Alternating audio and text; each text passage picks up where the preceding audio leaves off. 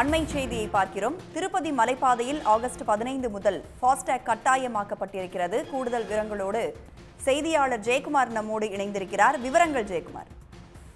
திருப்பதி ஏழுமலையான் கோயிலில் சாமி தரிசனம் செய்வதற்கு திருப்பதி மலைப்பாதை வழியாக வாகனங்கள் அனுமதிக்கப்படுகிறது.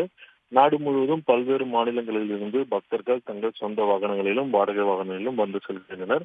அவ்வாறு வரக்கூடிய பக்தர்களுக்கு உடைமைகள் சோதனை செய்த பிறகு அந்த சாலையில் செல்வதற்கான சுங்க கட்டணம் செலுத்திய பிறகே அனுமதிக்கப்பட்டு வருகிறது.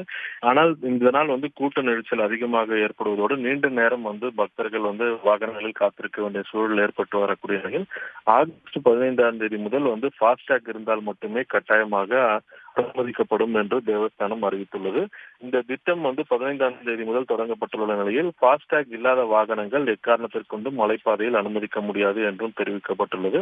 ஃபாஸ்டேக் இல்லாத வாகனங்களுக்காக அதே இடத்தில் ஃபாஸ்டேக்கை வழங்குவதற்காக ஐசிஐசிஐ வங்கியின் மூலமாக உடனடியாக வழங்குவதற்கு ஏற்பாடு செய்யப்பட்டிருப்பதாகவும், எனவே பக்தர்கள் தேவஸ்தான அதிகாரிகளுடன் ஒத்துழைப்பு வழங்கி தங்கள் வாகனங்களுக்கு ஃபாஸ்டேக் உள்ளதை உறுதி செய்த பிறகு வர வேண்டும் என தெரிவித்துள்ளனர். விவரங்களை பகிர்ந்து கொண்டமைக்கு நன்றி ஜெயக்குமார்.